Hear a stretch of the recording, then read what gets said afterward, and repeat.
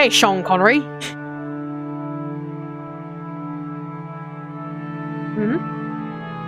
I'm trying to remember how my Sean Connery sounds. Or you can just do it whatever voice you want. Because remember, this is the man who literally just cries, says, Beatrice!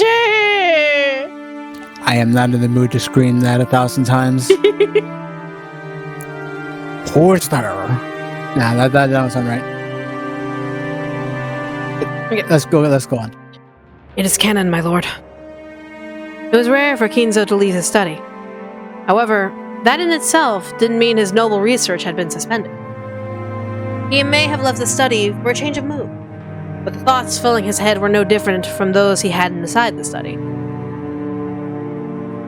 So Canon knew that no matter what the time, speaking to Kinzo when he didn't want to be spoken to would always be a disturbance to his research. The weather is heavy. Will it get worse? Yes. According to the weather report, it could rain at any time. Shall I bring you an umbrella, my lord?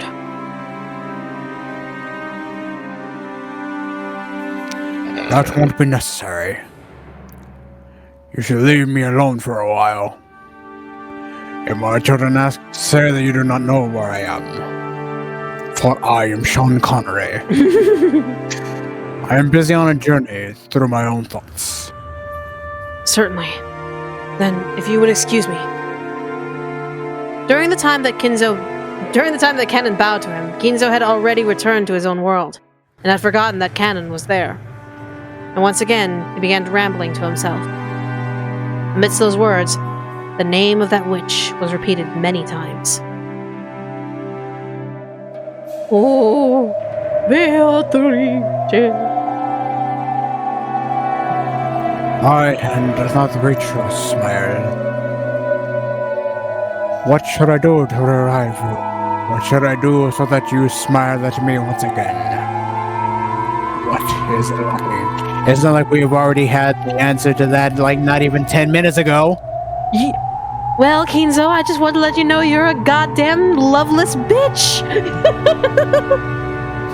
My research, my materials, a catalyst. Or is it magical power, or luck, or an oracle? Oh, Beatrice! What must I do to see your face one more time?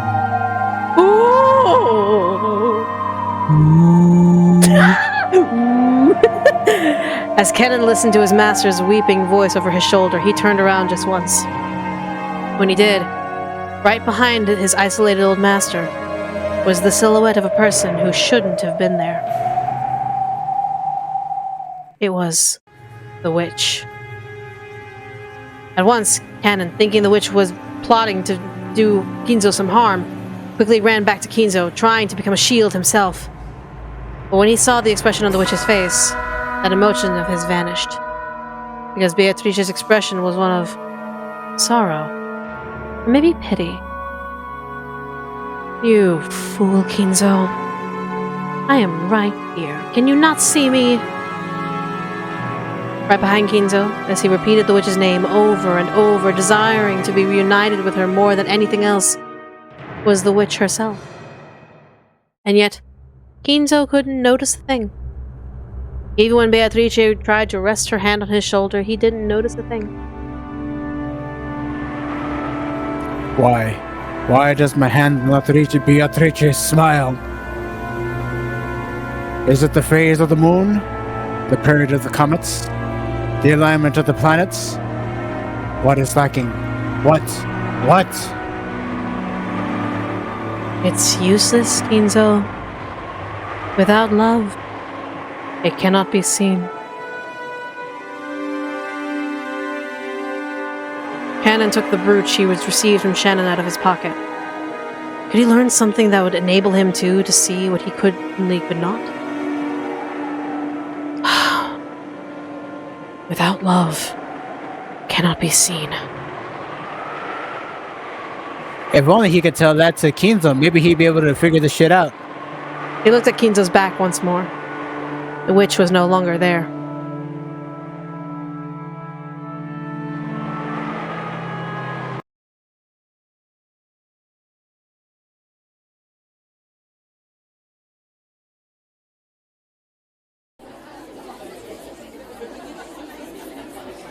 Who likes school culture festival episodes?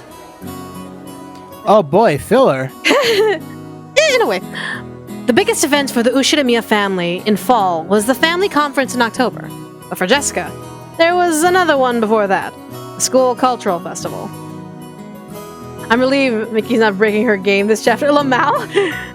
Jessica likes school. To her, it was a place where she could let out the stress she'd built up during the rigid lifestyle she was forced to lead at home. For the cultural festival today, she had formed a group with her friends, and would be performing casual pop rock on a temporary stage. She had kept on preparing and practicing for that, and was really looking forward to today. But there was one thing that had been worrying her. She looked at the clock. There was still a little time, but she was uneasy. Would he really come?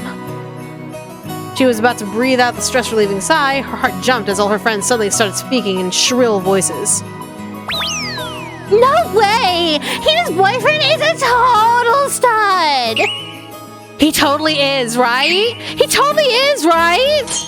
Man, your boyfriend looks hella smart. So that guy is a hard S with glasses? Like, for real? No way, no way, no way. My man's a gato! A gato! It's not necessarily the case that all girls are like this, but at Jessica's school, at least the cultural festival was really a boyfriend exhibition. Jessica didn't have a boyfriend. She had many friends of the opposite sex, but no special one. But Jessica was a little famous around the school, and everyone naturally expected that she had a fitting partner. Furthermore, her pride had caused her to act like that was the case. Though such acting and dodging of questions, she had somehow managed to keep up the bluff until this year. But for various reasons, she hadn't been able to escape this year's cultural festival. I mean, she could have, not taken part in it. Yeah. Jessie, is your boyfriend here? Huh? No, looks like he's not here yet. Maybe he's busy with work.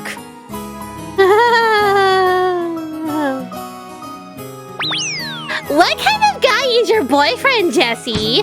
At least give us a hint. What type is he? What type is he?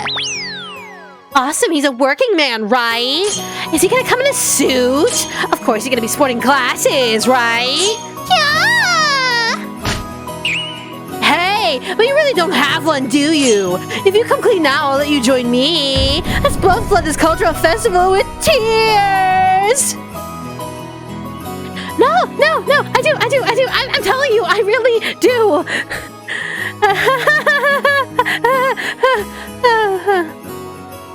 Jessica laughed awkwardly, covered with cold sweat. It was extremely doubtful whether she really had deceived her sharp-witted friends.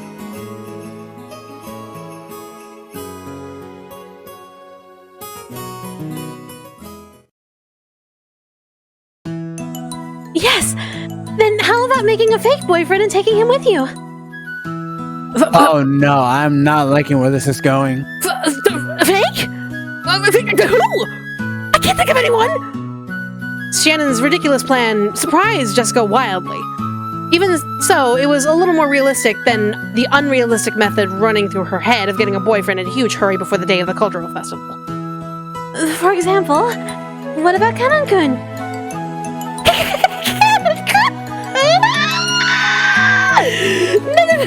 No way. And anyway, I'm sure Kanan-kun will have work on the day of the festival. I don't want to bother him and stuff. Of course, I've already checked the schedule. Kanan-kun has that day off. Why are you always so clever at times like this? No, wait. It'd be worse if he's off. I can't pull him away from his precious break just for my own vanity. If Kanan-kun isn't pulled away, he'll always just be shut away by himself. So I think forcibly dragging him around a bit would be perfect. You think so? I feel bad for Kanan-kun. Then I think you're out of options.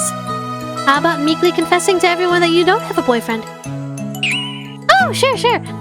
may well cause you to experience some shame, but you would only have to endure it for the short and yet oh so long time before graduation. Damn, that's cold. To those couples in love, there's no sweeter honey than the face of a single person with an inferiority complex. Shannon! You aren't really worrying for my sake, are you? You're teasing me! Jessica wrestled about with Shannon, her eyes teary. But Shannon was unconcerned, laughing with her usual smile. Yes, this is to get you back for making fun of me and George-sama all the time. At the comeback of Shannon's, the likes of which didn't happen even once a year, Jessica rolled around on her bed, hugging her cushion, writhing and suffering. Shannon's triumphant smile was unbearably frustrating, but right now she was the only person Jessica could talk with. She would wait until later to suffocate her with a cushion. Why not, milady? It's a cultural festival, but it's also a chance for you to have fun with Kanon-kun. Well, yeah, but... No! Jessica buried her head in her favorite cushion to hide the fact that her face had grown bright red. Is not having a boyfriend such a big deal? For us, 2023? No, it's not a big deal.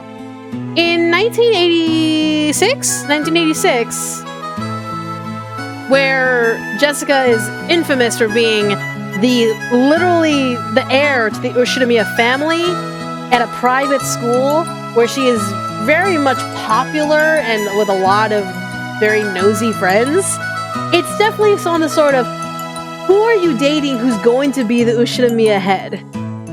So, yeah. Think of it like that. Is it a big deal in modern dating? No. Actually, dating is not that much of a big deal anymore. At least with the youth.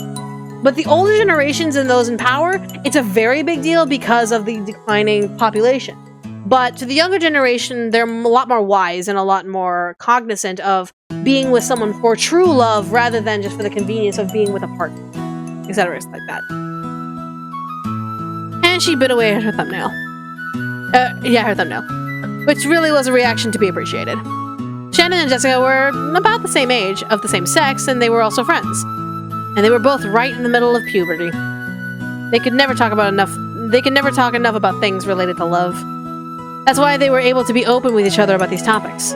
So Jessica had heard in detail about how Shannon and George's love was progressing. And on the other side, Shannon had heard the details of what type of Jessica liked, and what kind of man she might be interested in.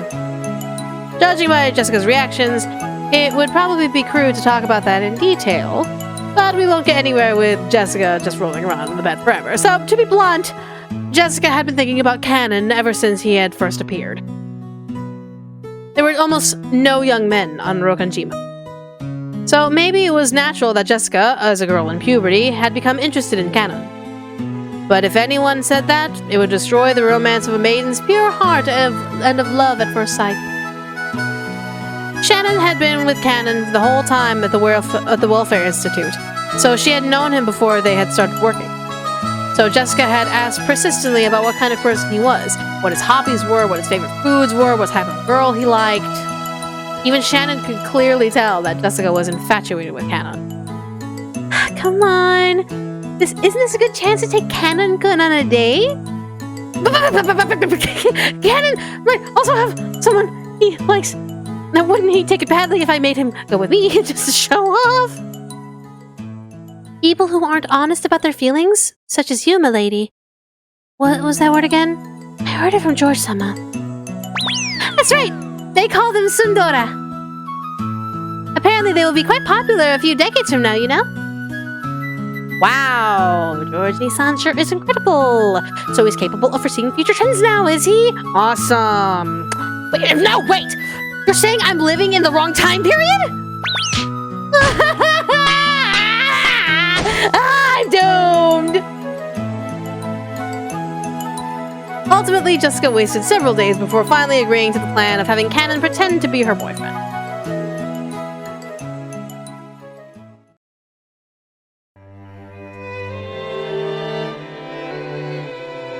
Yes, milady. Did you call me? Jessica realized that she had called him at a bad time and immediately regretted it. Kanon always had a sour look, but even so, he had some good days and some bad days. Unfortunately, this reaction was the latter.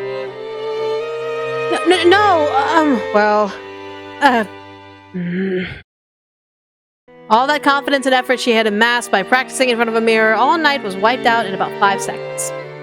Jessica turned bright red and hung her head. Watching her, Cannon shied. Shied? Jessica thought he was getting fed up with her, and her face went pale. I heard from Shannon. Is this about me accompanying you to the school cultural festival, milady?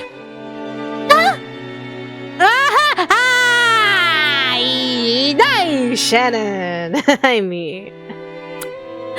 Yeah. That's right, but, do you have any plans that day? I was strictly ordered by Shannon to work specially for you on that day, milady. I've never been to high school, so I don't really understand. But I hear it's a place where girls feel very ashamed if they don't have a boy with them. And I was particularly ordered to see to it that the daughter of the Ushidimiya family is in no way inferior to the common people. Shannon, I'll beat you to death later! Jessica kept yelling in a strange voice, a broken smile and steam pouring from her head as if she were a boiler. As Cannon watched this, he sighed again. Cannon wasn't an idiot, either. He fully understood what Jessica intended by inviting him. However, in truth, he found it nothing but bothersome to go along with the lady's game of love. But Shannon had spoken to him persistently about it. He was very indebted to her for many things. He couldn't refuse. And in his pocket was that brooch. Couldn't this strange turn of events have also been brought about by the magic power residing in this brooch? Ridiculous. But those words of Shannon's came to mind. What did Shannon see that I cannot? I don't understand Shannon's feelings. We are furniture. As if it could. Something more than that.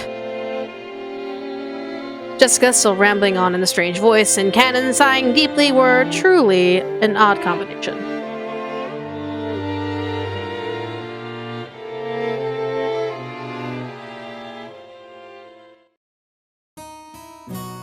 Jessie, someone's here for you! Didn't you hear? Sorry. Who? As all my friends gathered together, they were looking this way with hard-to-describe expressions, whispering to each other in low voices that couldn't be called low. Even I felt a kind of shamelessness. Did I just say, sorry, who? Like I don't know who showed up. Ah, crap, my mind is blank.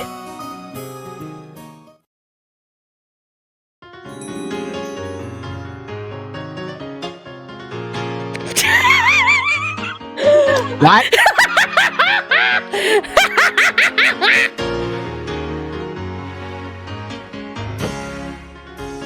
Oh my god, is that Jessie's boyfriend? I totally thought he was here. Wait, what? It's the hair. It's the hair. It's truly the hair. He's so cute! She really had a boyfriend? No fake. Serious. For real? Jessica, you traitor! He's so fine! He's younger? I never heard he was younger! Where is Jesse's boyfriend? She really does like young boys! Hey... You took a while. I didn't know where the entrance was. I apologize for being late. Right! That outfit suits you, doesn't it? Shannon said my normal clothes wouldn't do, so we went and bought this yesterday. It probably doesn't fit me. That's not true. Shannon, when I get back, you are getting a posthumous break promotion! This place is kind of filled with girls. It's uncomfortable. Yeah. Hold on, give me a moment. I gotta adjust myself on my seat. Pardon me, hold on, give me 1 minute. 1 minute. Okay, there we go. Come on, let's not hang around here. Let's go to the stage already, alright? Because it'll be our turn really soon. Come Come on! It seemed that Jessica was just as uncomfortable. It looked like she was finding it difficult to cope while bathed in everyone's interested gaze. When he saw Jessica's appearance, Cannon thought that he might have made things difficult for her by coming. I get the feeling that I'm getting in the way. Am I a burden? No, seriously! If I am in the way, please tell me at any time. Oh my god, he calls himself a bird and he says Boku! You are the bird in Cannon Good! Yeah, he calls her boyfriend Good! What should I do, my lady? Oh my god, she makes him call her milady like a butler! OMG! No, don't call me milady today! Really? Understood, Jessica-sama. Yeah! She's changed her to call her Sama! Sorry, Cannon, for just 3 seconds, could you close your eyes? Yeah! Kiss is a kiss! She's going to kiss him! Okay, here goes.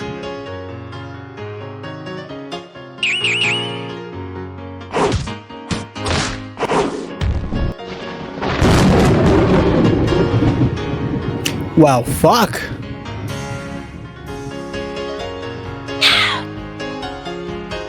When Cannon opened his eyes, for some reason, there was a horrible tragedy in the room.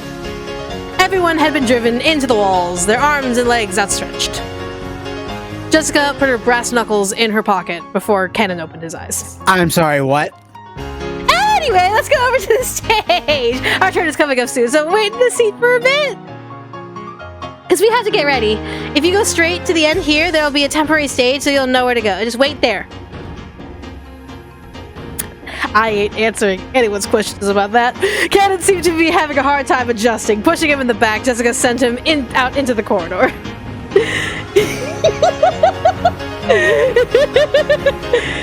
So, is this what your heart does when you kiss Bryan?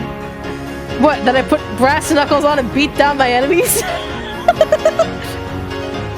Answer the question. I don't know what you're talking about. Even though Cannon was confused by Jessica's attitude and show of agitation, in which he had never seen before, he followed her instructions and headed in the direction she had indicated. After seeing him off with an awkward smile, Jessica slammed the door shut and yelled loudly. There you go! You saw it, right? You saw it. Happy now? Sex for you! I lost the bet. I was sure that Jessica didn't have a boyfriend. That wasn't a boyfriend, right? She's just harassing one of her servants, right? Jesse's boyfriend is incredible. Shut up! Let's get ready. Move it. Jessica took her brass knuckles out of her pocket again, and everyone energetically returned to their tasks.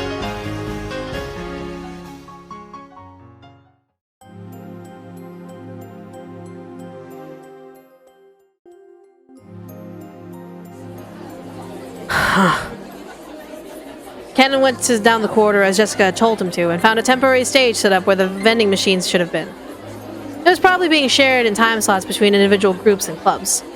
As a student group was singing, and the place was already fired up. Insert your favorite anime high school band right here. That's who was playing. Disliking that ruckus, he found a dark wall to lean against alone. So this is what they call high school. If your first answer wasn't the band from K-On!, you're wrong. It sure is noisy, Cannon thought. Then he remembered Jessica just now, acting in a way he had never seen before. Honestly, she was in such high spirits that alcohol might have been involved. Does that uniform have pockets, or did she have in her boot? She has pockets. School uniforms have pockets. To him, the greatest virtue of a person was to be able to be composed and intellectual. In that sense, it was very hard for him to get used to the atmosphere in a school cultural festival. He had the responsibility of reporting everything he saw and heard to the master. So he would also have to report about Jessica's unrestrained behavior earlier. At the very least, it was not fitting for a daughter of the Ushidamiya main family. The master, Kraus-sama, and especially Natsuhi-sama would probably be angry. If I were to report it in a way that protects my lady, should I blame it on the inappropriate school friends? What was that? So stupid. What was all that? So stupid. Cannon thought back on how Jessica had acted earlier and sighed again. He could understand Natsuhi's headache a little now. Come to think of it, Natsuhi-sama, as the president of the PTA, should have gone straight to a social after gathering the ceremony in his gymnasium. Hadn't she said she wouldn't be there to see Milady's event? It was probably for the best. The crowds are unpleasant. What in the world do they want? Several female students kept glancing at me. It seemed they were all whispering the same sort of things that Milady's school friends had said, and it was really unpleasant. Come to think of it, didn't Shannon warn me that if I was going to walk around a school festival on my own, I'd better watch out because a lot of strange people would come and talk to me?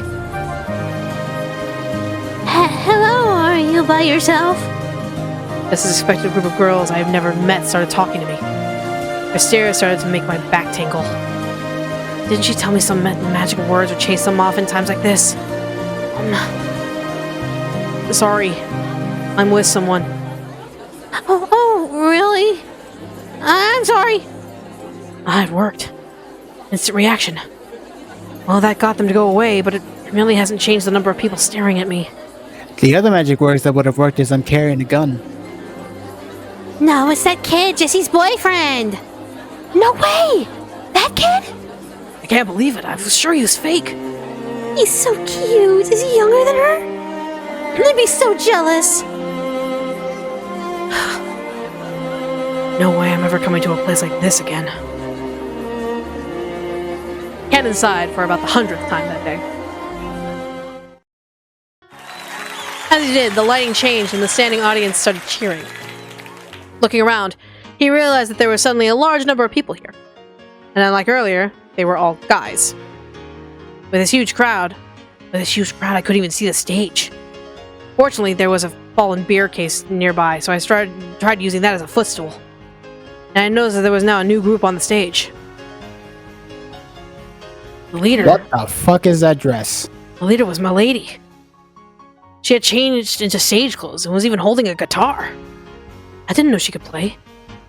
No, maybe she could. I've seen her practicing air guitar before. Natsuhi wouldn't approve of any hobbies outside of study. Maybe she was always practicing in secret. Come to think of it, she's been returning really late from school recently, hasn't she?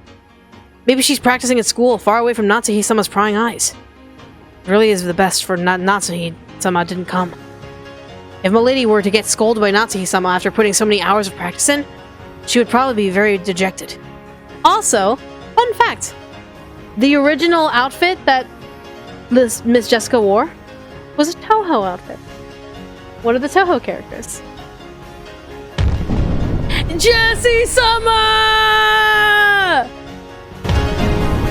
Everyone, thanks for gathering here today!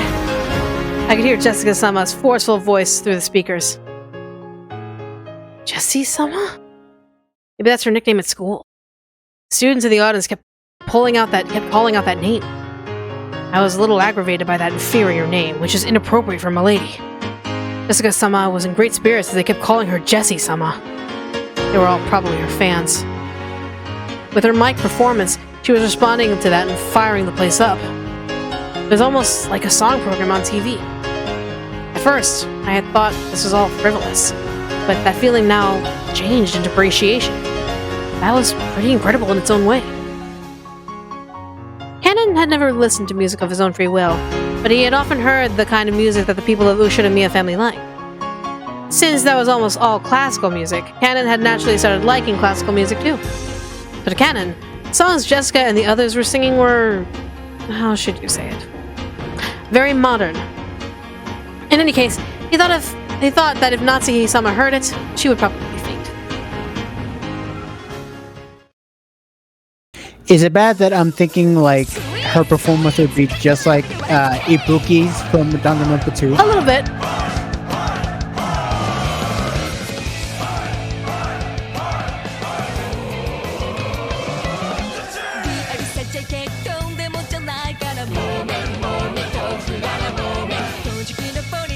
Sing it for a little bit so you guys can get a feel of what the song is.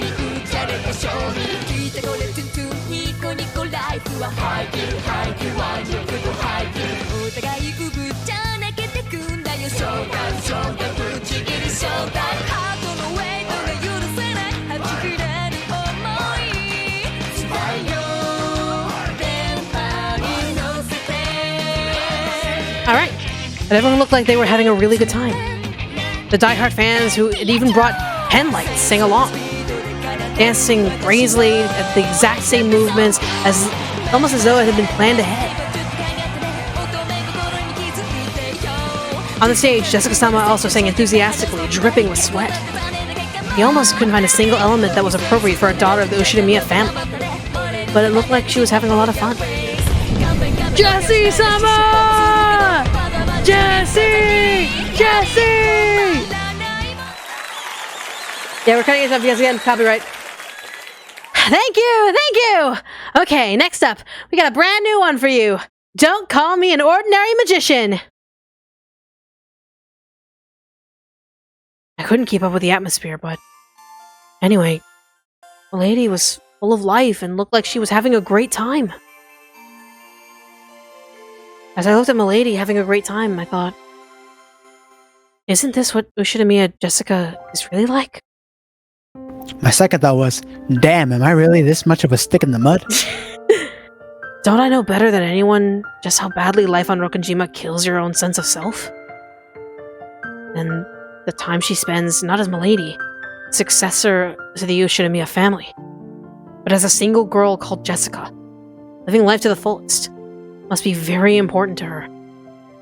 I worked close to Milady, saw her in all seasons, and I thought I knew everything about her. And that was only a single limited side of her, Milady of Rokkenjima. We are furniture.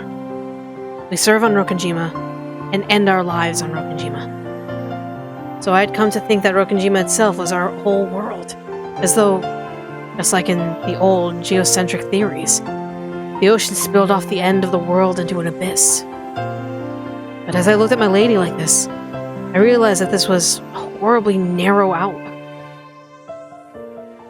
I still couldn't keep up with the excitement of the crowd, but I felt like I had seen something that cannot be seen on Rokkenjima. Although I didn't know if that was the unseeable thing Shannon was talking about. I still can't see the ocean as blue. That's because you like bitches.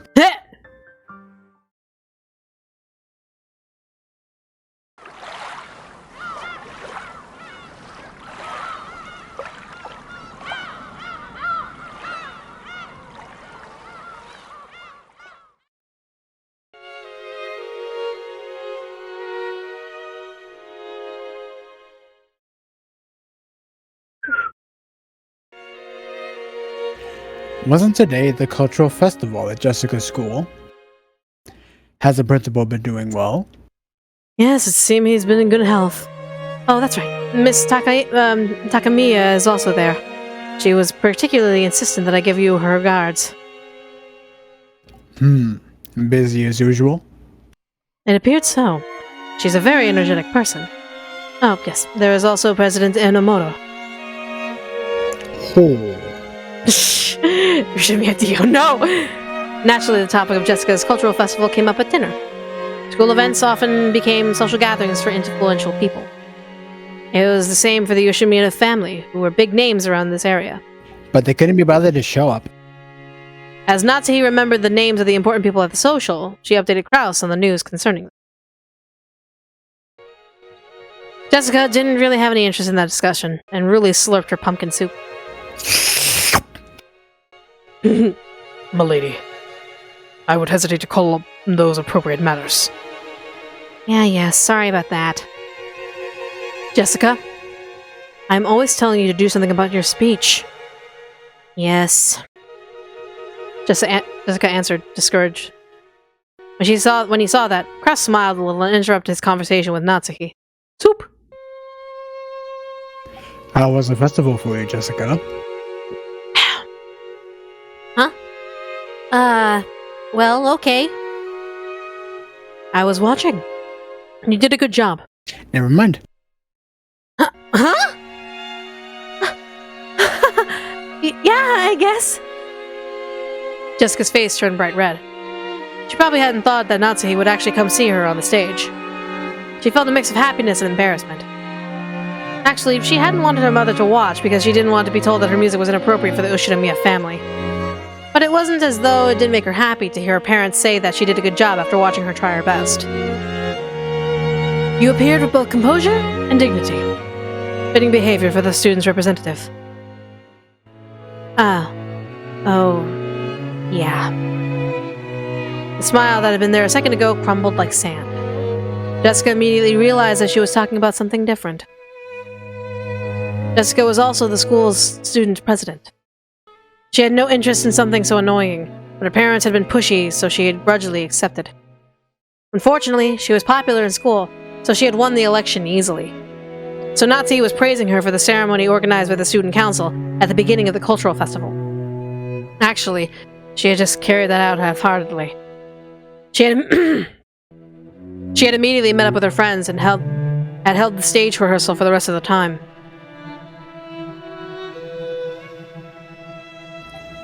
The experience of standing above people and bearing responsibility will definitely be useful in the future. It will surely help you mature as a member of the Ushiromiya family. But you spoke the greeting a little quickly. You passed on content, but your fast style of speech dilutes it. It would be good if you developed a habit of taking a breath every once in a while. Does Natsuki's hair look like two different shades of brown? Yeah, it has a little bit of a ombre. It has a slight ombre. Yeah.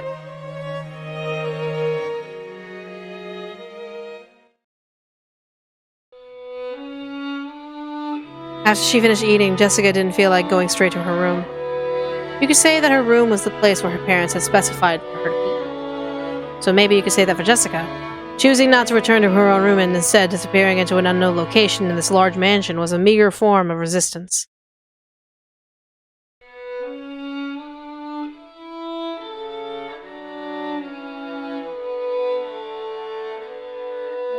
Jessica felt that even being in the mansion made it hard to breathe, so she went outside to the rose garden.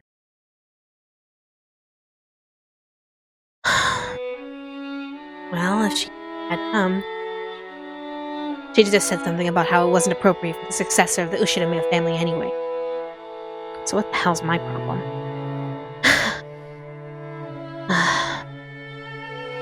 Jessica laughed Jessica laughed at what she was sulking over.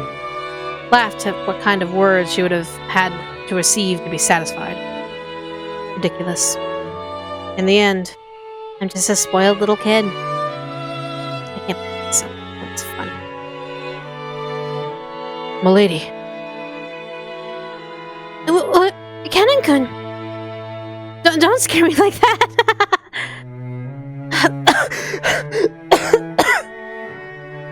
Kennen suddenly started talking to her as she started to force a laugh until she choked.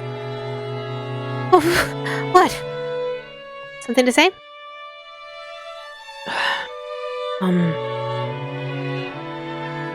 Yeah?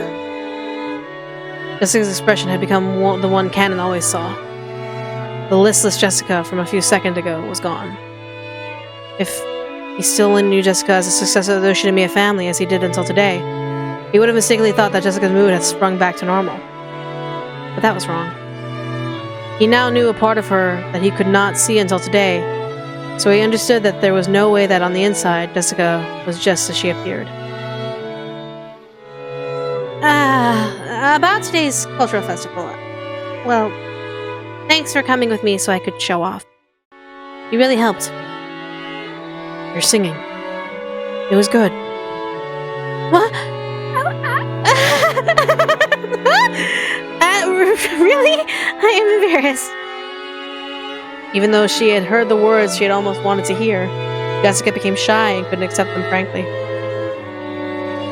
I cannot sing. And I don't know how to play any instruments other than the harmonica and the recorder, which I learned in elementary school. So I had just assumed that you were the same, milady. Kennen hadn't been consciously looking down on Jessica to that degree. But people playing unique instruments were always on the other side of the bronze tubes of the TV. He had gotten into his head that it would be impossible for Jessica, at least.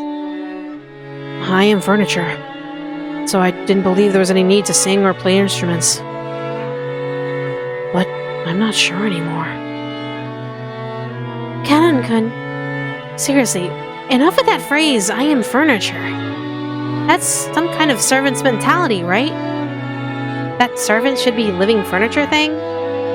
Kenji's son says that a lot. It isn't a mentality.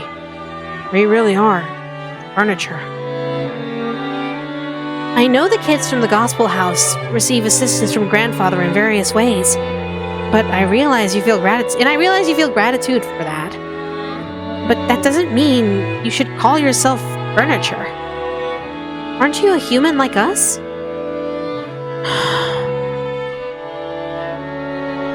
Kennen-kun, when you saw me singing, what did you think? It looked like you were having a lot of fun. That's probably not it. Huh? It wasn't that I looked like I was having fun. You were jealous, weren't you?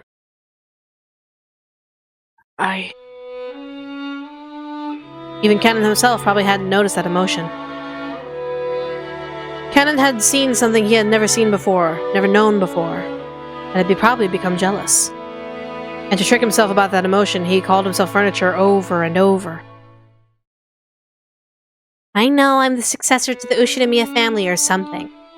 And well, I'm sure there'll be a lot of annoying stuff to do in the future too. As far as that goes, I've just gotta resign myself to it. I was born under an unlucky star. Probably just like you had to live at the Gospel House. Neither of us have a choice. We couldn't choose the stars we were born under. That may be true. But there's one part where you and me are completely different. Know what that is? I am furniture and you are not. He was about to say, but stopped. I don't know. Kennen-kun, you think that your own fate is everything about you, and you gave up. I can't accept this kind of fate, so I decided to do the best I can. So, as well as my normal constrained self has to act as the daughter of the Ushidamiya family, I've created another self who pours all her heart into the things she likes. Another self.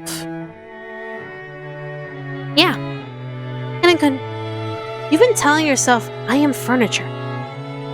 Which, not gonna lie, is actually starting to get a little annoying now. I'm sure there's been many tough things that have forced you to tell yourself that. I think that's really unfortunate. But for that to determine your entire life, that feels so sad to me. You know, people can always make another self inside themselves that they can grow, that really grow to like. This isn't escaping from reality, okay? When I'm that other part of myself, I can really feel like I'm living a great life. So no matter how constrained or boring everyday life is, I can definitely live without suffocating.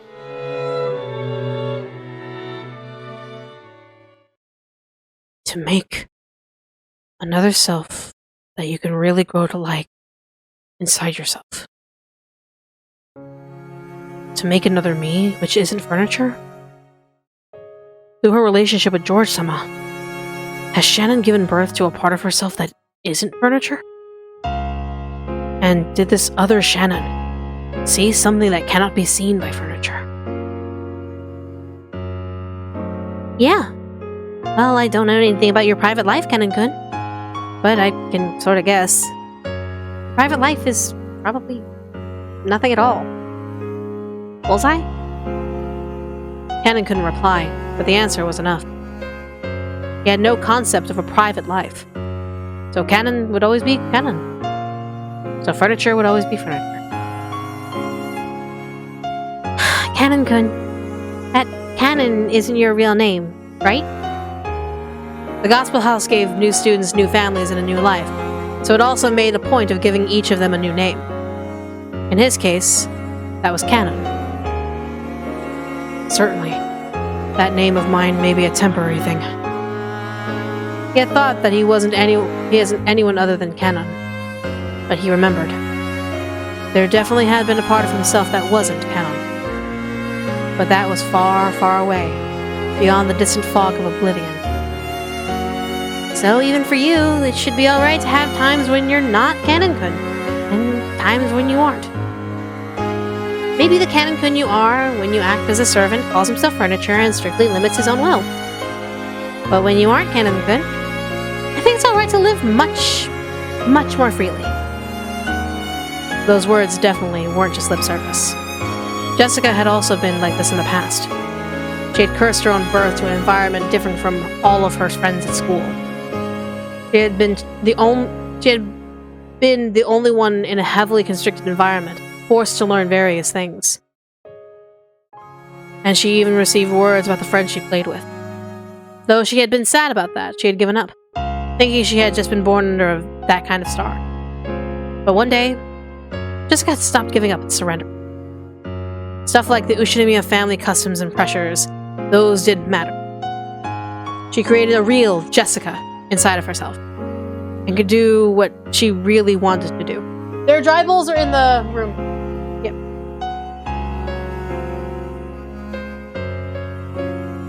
You know, I'm called by this nickname Jessie in school. So when I'm Jessie, I live life honestly and to the fullest. And because of that, I can do my best when I'm Jessica too. Maybe you two can have times when you're canon, and times when you're your real name, and live in a different way in each. When you aren't canon, can't you try being another self who you can grow to like? When I'm not canon. He had thought that his real name didn't matter at all. So he had thought canon was all he was. And now Jessica was saying that he should create a new existence, another self that wasn't canon. Canon-kun, if you don't mind, tell me. What's your real name?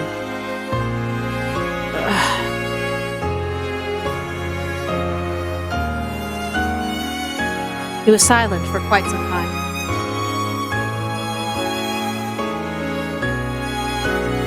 Maybe his real name had risen up to the tip of his tongue. After hesitating for a long time over whether he should say it, in the end, he swallowed it back down. I forgot. My name doesn't matter anymore. Those words signified a slight rejection.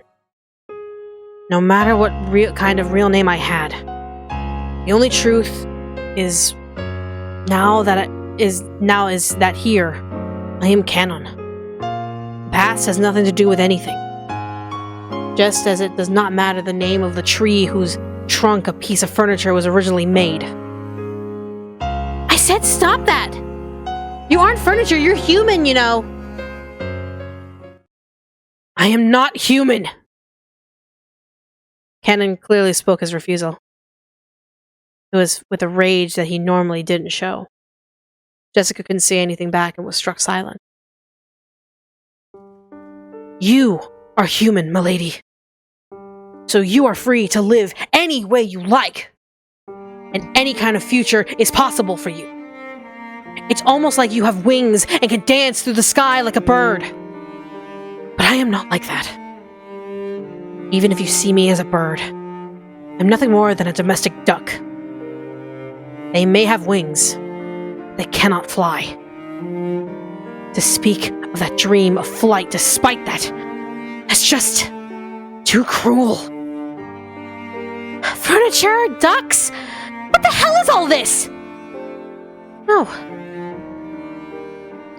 Jessica had unconsciously gone along with Canon's forceful manner of speaking, but she realized that she shouldn't fire back, and swallowed her words. I don't know anything about you. I don't even know your upbringing. I don't know the hardships you've been through. I can't even imagine why you started calling yourself furniture. Domestic ducks. There are some breeds of duck that can't fly. But know this. You aren't furniture or a duck. You're a real human.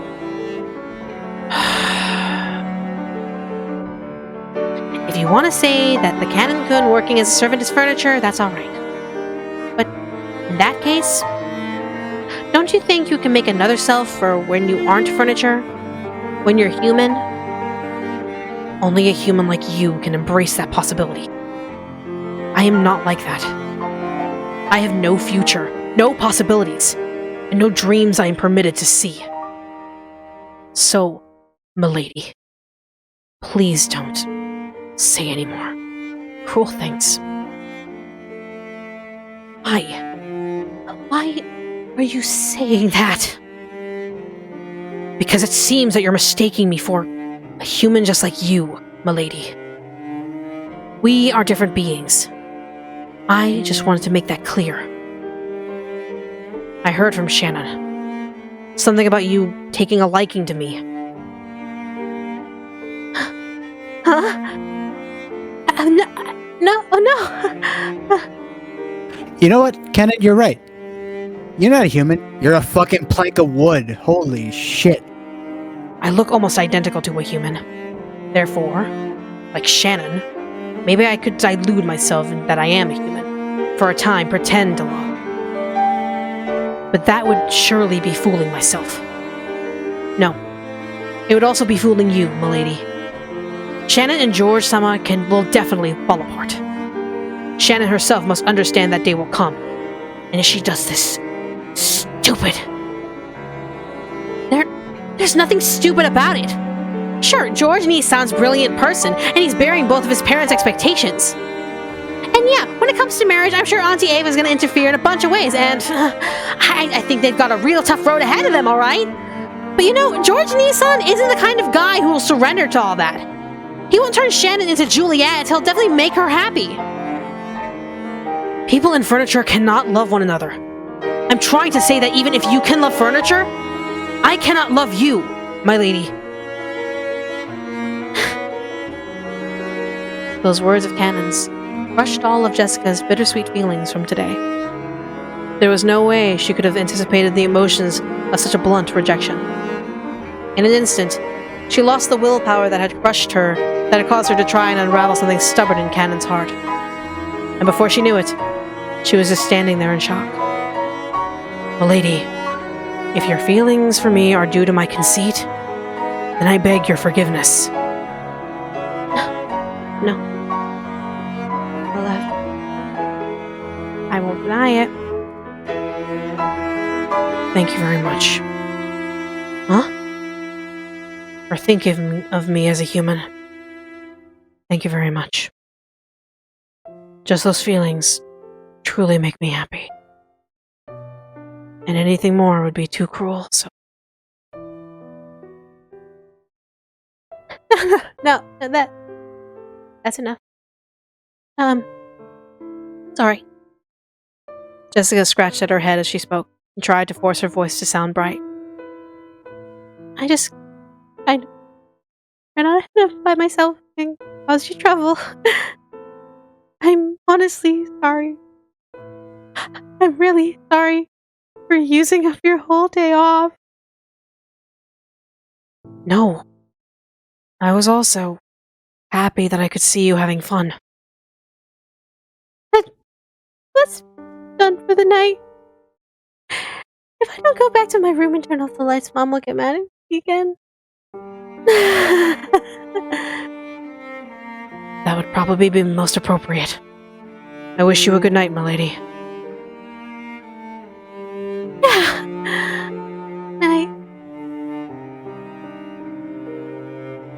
Jessica turned her back to him and slowly trotted away, looking disheartened.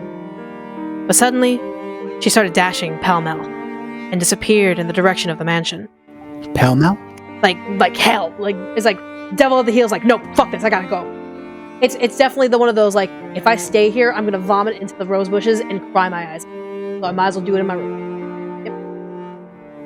Yep. As he watched her go, for just an instant, Cannon was tormented by the feeling that he had just made a huge mistake. No! What? But no, he thought, this had not been a mistake at all.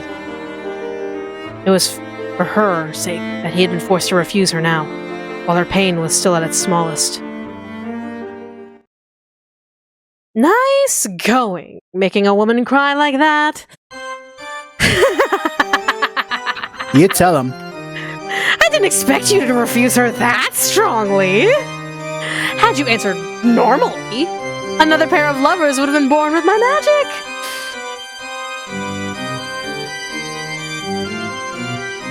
How long have you been there? You're just horrible. When he turned around, the witch was suddenly there. It looked like she had been there the whole time, enjoying their performance as if it were a play. Yet Beatrice loves all kinds of tea. Earl Grey tea, milk tea, Canon being a stupid shithead kind of tea. I shall forgive your reckless words towards me just this once in deference to that pleasant show. Even after 1,000 years, no more interesting show exists than complications between men and women. To me, it's an addictive pleasure, sweeter than any other. Canon pulled that butterfly brooch out of his pocket. It was the crystallization of the great magic that the witch had bestowed. Without hesitation, Canon flung it hard onto the ground and stomped on it. Oh? What is the meaning of this, when you know that was something given by me? Just now I figured it out. What you're doing isn't as tasteful as being a cupid of love. You're just a demon who enjoys showing love to those who can never be joined and deceiving them. You're free to think that. Most humans I've lent my power to have said the same thing. Don't play dumb! You didn't lend Shannon your power just because you felt sorry for her. You took advantage of a weak point in Shannon's heart as it burned with love and made her break the mirror that sealed you. And that's not all. You're toying with her when you know very well how it's all going to end. Am I wrong?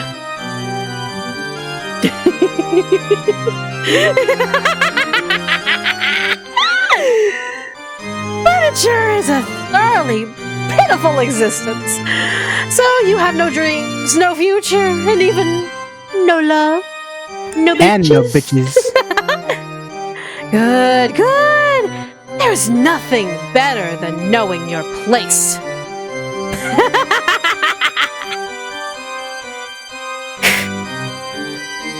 Just as you suspected, there was a faint love growing in Jessica's heart. You are under the impression that you have snipped it out, harvested. But did you know? Trees grow thicker branches if you thin them out, instead of letting them grow rampant. A girl who loves furniture. Interesting. Truly interesting. Shannon and George will also eventually reach a stalemate with their unfulfillable love, and will bear just the kind of large fruit I like. However, to my regret, they've been getting on so well that it just isn't interesting, you see? In that respect, I think you two shall entertain me greatly. The witch laughed. Even though she had known that the two could not be joined, she had lent magic to join them together. However, they couldn't escape the fate that had made it impossible for them to be joined. The witch knew that. Even if they were joined, the relationships of Shannon and George, Canon and Jessica, would fail for certain. And as they wandered through the eternal desert in the hell of love, they would be tormented by eternal thirst. Did you think I would lend them that power without any compensation? I'll lend a hand in love. My compensation shall be one ticket to watch the cruel fate that the two of them will eventually meet. Even after 1,000 years, no better show exists. Just look at Kinzo! See how he ended up. An old, pitiful man who knew the taste of love and was thrown out of paradise. Look at how he lives, like a dead man who can't fully die.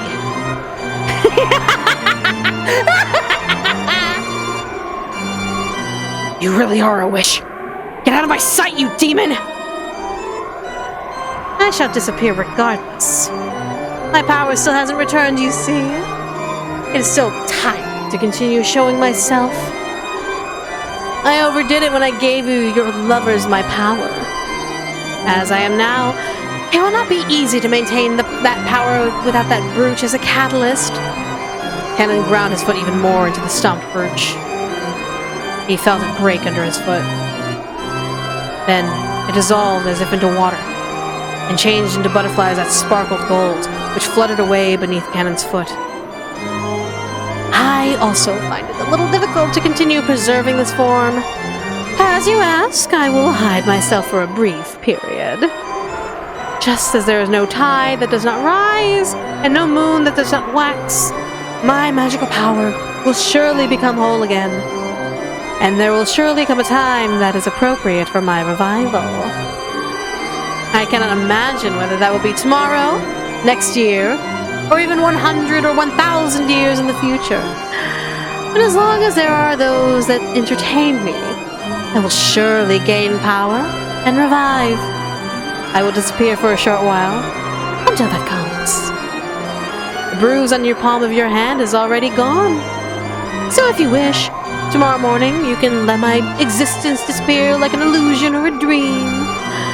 There is nothing more saddening for me than to be forgotten. However, I will definitely be revived. Make sure that you won't regret that day's coming at any time. I will surely have my second coming and control everything as this island's true master. And at that time, the door to the Golden Land will be opened again. The covetous and the greedy shall call me forth without fail. Enough! Disappear now, Golden Witch!